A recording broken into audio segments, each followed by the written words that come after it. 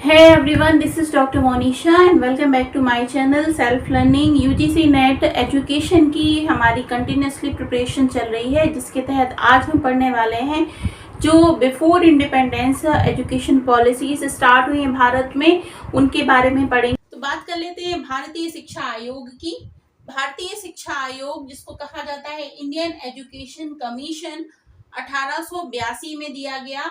इसी को Hunter commission भी कहा जाता है। हंटर कमीशन 1882 में दिया गया। ठीक है, कुछ इंपॉर्टेंट जो इसके तथ्य हैं जिनको हमें जानना आवश्यक है।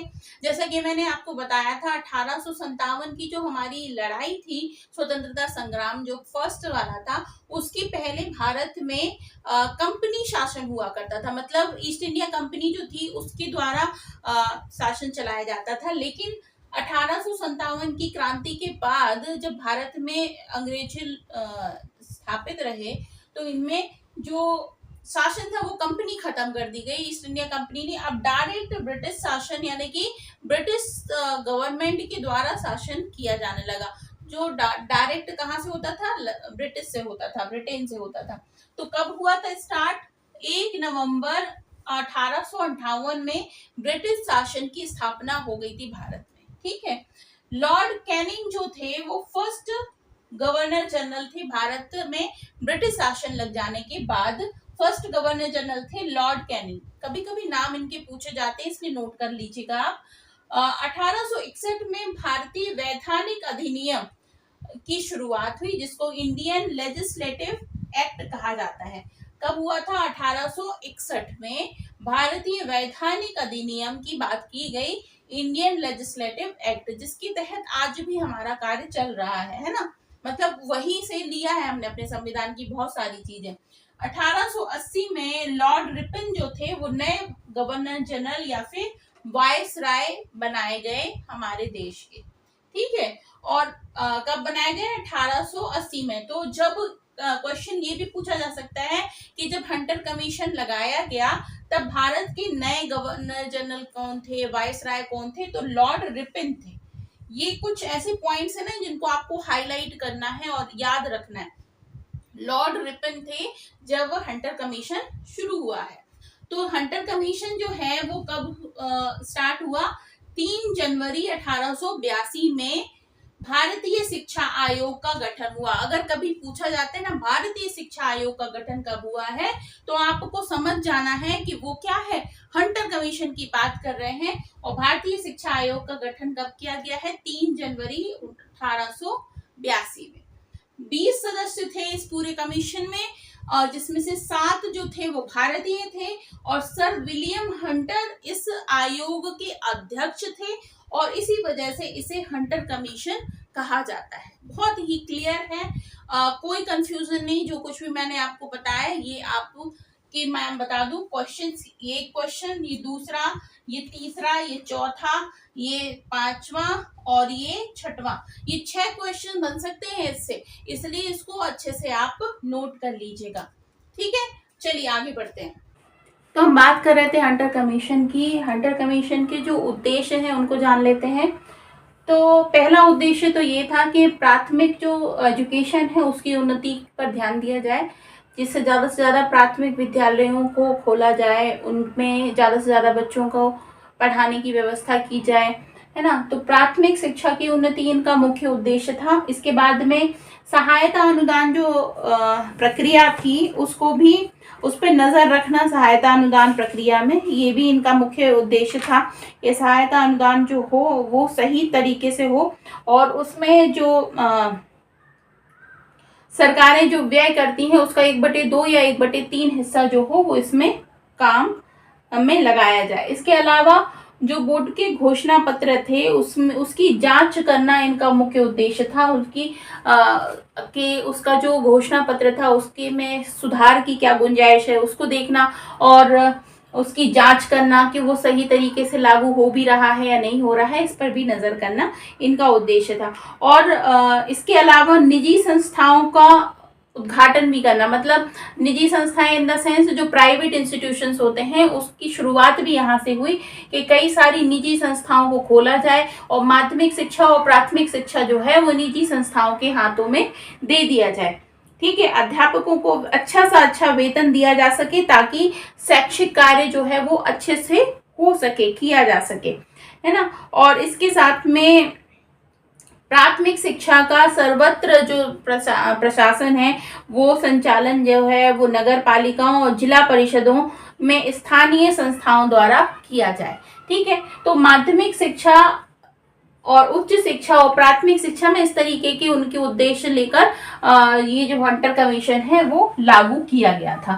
ठीक है, अब हम देख लेते हैं कि प्राइमरी एजुकेशन, माध्यमिक एजुकेशन और उच्च शिक्षा, मतलब प्राइमरी, मिडिल और हायर एजुकेशन जो है उसमें क्या तरीके इजाद किए गए थे या फिर क्या चीजें उन्होंने अपनाई थी।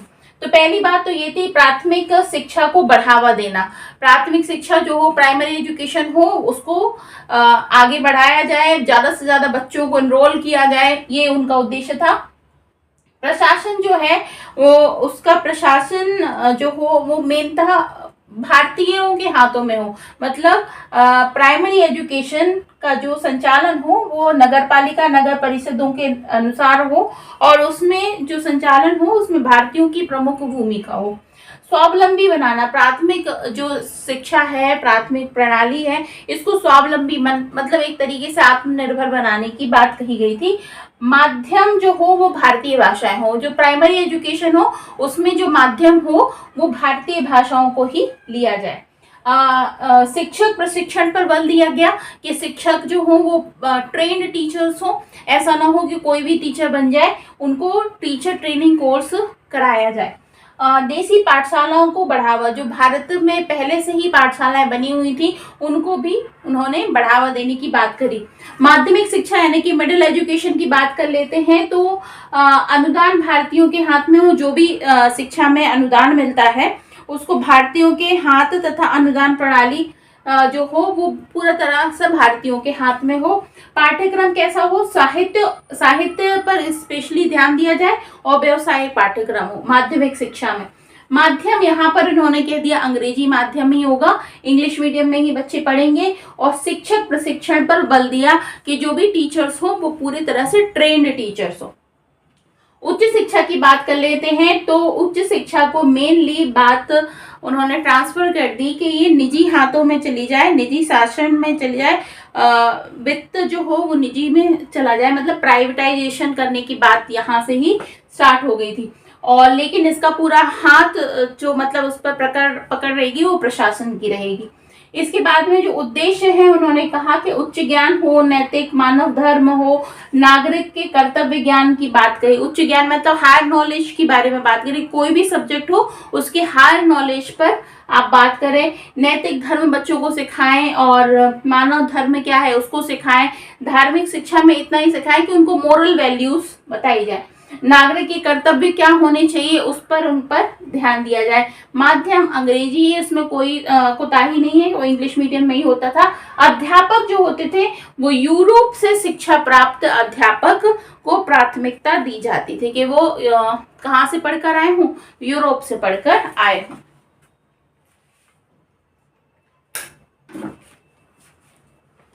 ठीक है, तो ये बात हो गई, ये इनका सिस्टम था एजुकेशन का। अब इनमें 1882 में जो हंटर कमीशन आया, इसके गुण और दोष जो है वो याद रखना है आपको। उनमें से कुछ ऐसी बातें हैं जिनको हमें याद रखना है, वो मैं आपको बता देती हूँ। पहली बात तो ये है कि वुड डिस्पैच में घोषित शिक्षा नीति 1854 में जो वुड का डिस्पैच था ना, उसी से संबंधित थी, मतलब उसी से इन्होंने क्या लिया था, सारा का सारा उस मैटर वहीं से उठा लिया था, लेकिन थोड़ा बहुत इसमें कुछ सुधार किए गए थे। इस आयोग में प्राथमिक शिक्षा का भार भारतीय स्थानीय नायकों को पर छोड़कर जन शिक्षा का मार्ग प्रशस्त किया गया। ये अच्छी बात थी कि जो प्राथमिक एजुकेशन होगा, प्राइमरी एजुकेशन होगा, वो भारतीयों के हाथ में दे दिया था ताकि ज़्यादा से ज़्यादा स्कूल खोले जाएं और ज़्यादा से ज़्यादा बच्चों को पढ़ाई में डाला जाए जिससे शिक्षा प्राप्त उनको हो। धर्म शिक्षा के संबंध में जिस दोहरी नीति की सिफारिश की गई थी उस समय पर व्यवस्था थी और आज भी व्यवस्था है, मतलब कि पढ़ाई भी जानी चाहिए और नहीं भी पढ़ाई जानी चाहिए। दोहरी नीति मतलब ये कि वो जो धर्म पढ़ाना चाहते हैं वो उस धर्म को की शिक्षा देंगे। ठीक है, निजी संस्थान अपने हिसाब से धार्मिक शिक्षा भी दे सकते हैं। ठीक है, इसके अलावा इस आयोग ने प्राथमिक एवं माध्यमिक विद्यालयों के लिए महाविद्यालय खोलने की सिफारिश की, जो कि बहुत लाभकारी सिद्ध हुई आगे जाकर। मतलब शिक्षक प्रशिक्षण, जैसे जो बीएड का कोर्स है ना, वो इसी समय से स्टार्ट हुआ। शिक्षकों को प्रशिक्षण करने के लिए उसी समय से कोर्स बनाने की बात कही जाने लगी। ठीक है, तो ये बातें हुई। दोष देख लेते हैं तो क्या हुआ, इस शिक्षा के कारण शैक्षिक उत्तरदायित्व सीमित करके शिक्षा के क्षेत्र में भारी उथल पुथल हुआ। इसके बाद में स्थानीय निकायों और व्यक्तिगत हाथों में सौंपने से स्तर भी गिर गया।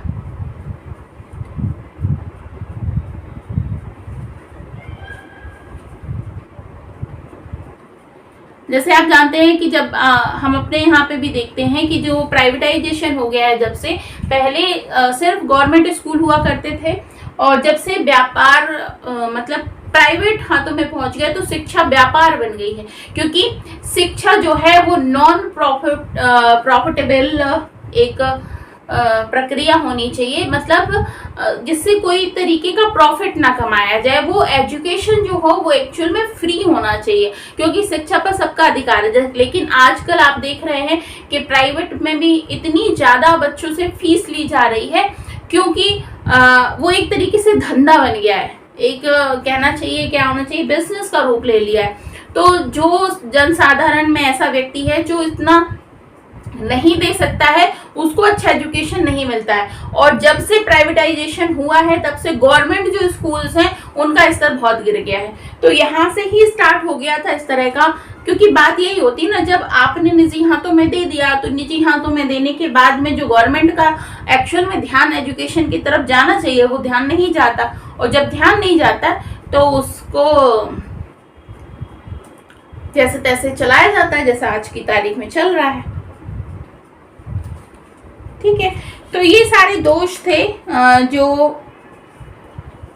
आज भी नजर आ रहे हैं, जो उस समय पे दोष स्टार्ट हुए थे, है ना। तत्कालीन सरकार ने इस आयोग के प्राय सभी सुझावों को स्वीकार किया था और उसके आधार पर कार्य करना शुरू कर दिया था। प्राथमिक शिक्षा का कार्यभार स्थानीय निकायों पर सौंप दिया, और इसके लाभ भी हुए और हानि भी हुई, और शैक्षिक अनुदान प्राप्त करने में सफलता हासिल हुई। जगह जगह पर संस्थाएं खोली गई और उन्हें चलाया गया। तो इस तरीके से ये हंटर कमीशन आपका कंप्लीट होता है। इसमें से जो क्वेश्चन बन सकते हैं वो मैंने आपको बता दिए, उसमें से आप अपने क्वेश्चंस को सॉल्व कर सकते हैं। ठीक है, तो हंटर कमीशन को ये फिनिश करते हैं, और इसके बाद में शिमला सम्मेलन और गर्जन की नीति, और इसके बाद में राष्ट्रीय चेतना विकास आंदोलन, और फिर आफ्टर इंडिपेंडेंस जो हमारे कमीशन हैं उसको पढ़ेंगे। ठीक है, चलिए इसका वीडियो को यहीं फिनिश करते हैं। Bye bye.